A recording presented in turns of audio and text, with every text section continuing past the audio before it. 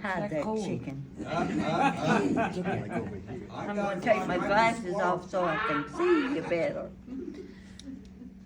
When you get my age, you get a little bit clumsy sometimes. Now, I tried to help my daughter when we got here, bring the luggage and stuff in. You stay right where you are. You're not coming down these steps.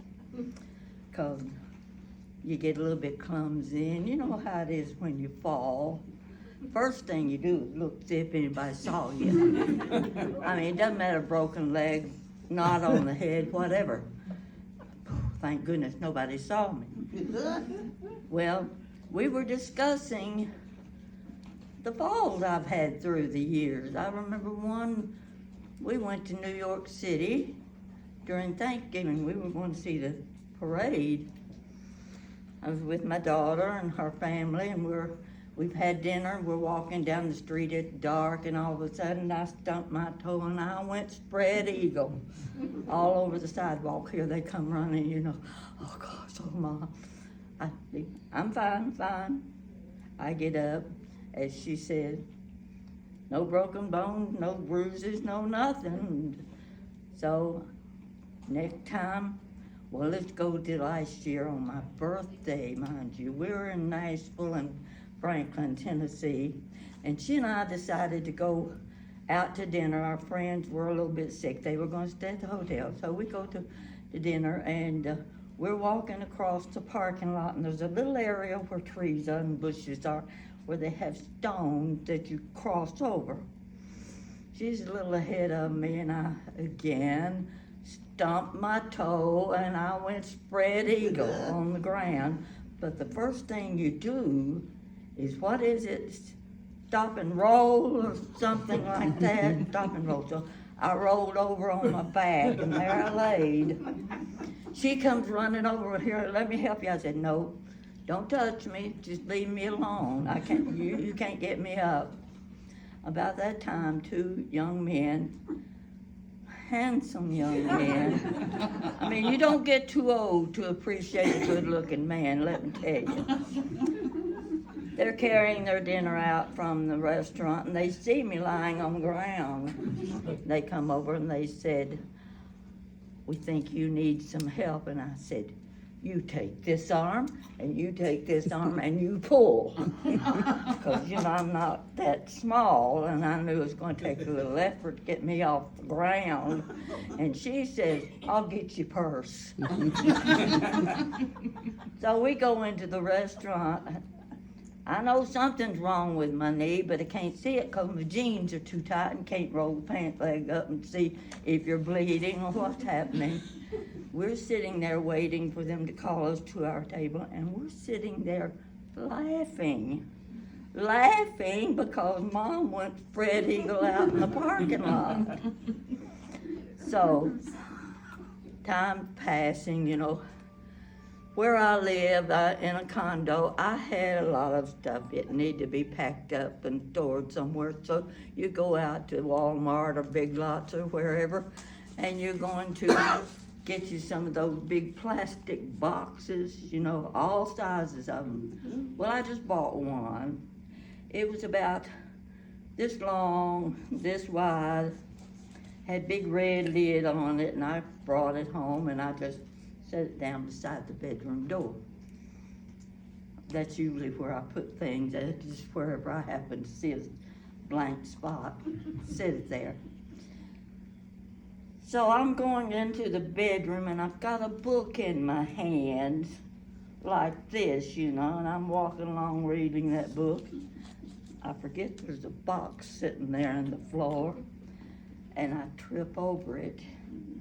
I trip over it and hit the door facing of the bedroom door, and I go down. I hit with my shoulder, hurt pretty bad. I go down into the box. Through the red lid, mind you. It's on top of the box. One side of that box has got sharp pieces. Now, plastic can be just as sharp as glass.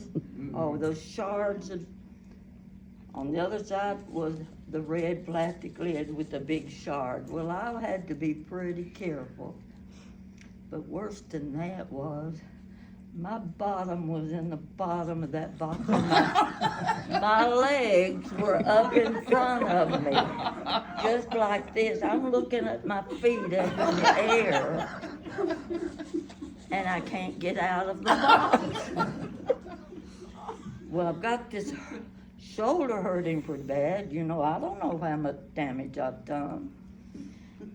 And I twist and I pull, and I'm rocking. Nothing.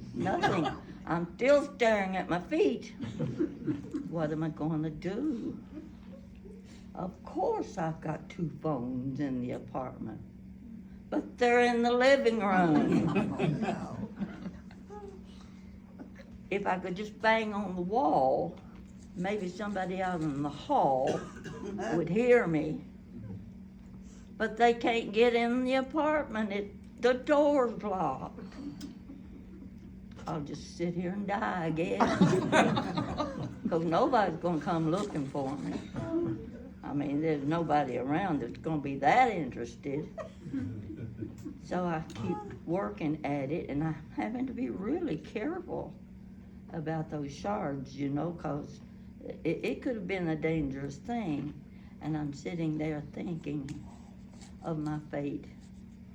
Isn't it a time to be thinking about your fate while you're sitting in a plastic box? I couldn't do anything. So I kept rocking. What if I have to go to the bathroom while I'm going to the bathroom door's right there, but I can't get in there. What do people do in situations like this? Screaming wasn't going to help because I had soundproof walls. What if the fire department did come and find me sitting in that box with my feet up in front of my face? I wasn't going to have that. No, that would be the talk of a 94 condos building. And every time somebody looked at me, they'd laugh. I knew they would laugh if they found out. Well, finally, it occurred to me to rock this way. Instead of trying to rock forward where the box was long, I rocked this way and the box went and I crawled out of the box. Put your boxes in safe places when you buy them. I don't care if they are empty and you have big plans for using them. They can be dangerous things especially when you live alone and you know nobody's gonna come see if you're okay. But here I am, an example of somebody that falls time after time, and as she said, she gets up off the ground, she never breaks a bone, she never bruises anything. And where I live, I've watched person after person being wheeled out of that building because they fell on the steps, they fell in the hall, and whatever. And I said, they've got broken bones. Some of them come back, some of them don't. And there's me. Here I am.